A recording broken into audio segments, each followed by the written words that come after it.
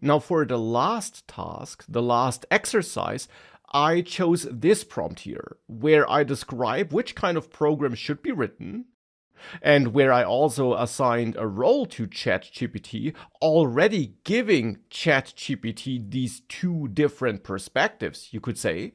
You could also say that I'm using few-shot prompting here, since I'm also giving ChatGPT two examples for how the encoding algorithm should work to hopefully ensure that I'm getting a result that's useful for me.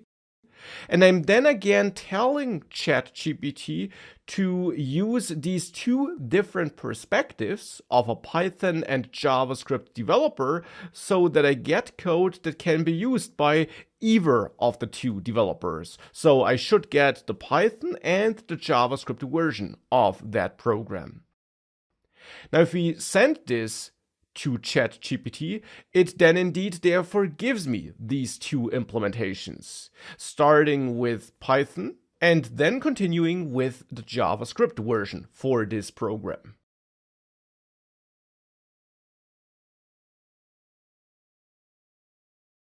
And I can then, for example, copy that Python code into a Python file and execute that file. And I am indeed prompted to enter some text here, and as a result I get that encoded version, which looks alright to me. And with that, you saw example prompts and therefore solutions for these three exercises here. As mentioned before, it's very likely that you came up with different prompts, maybe with prompts and responses that you like better than mine. So please definitely share them. That's always welcome.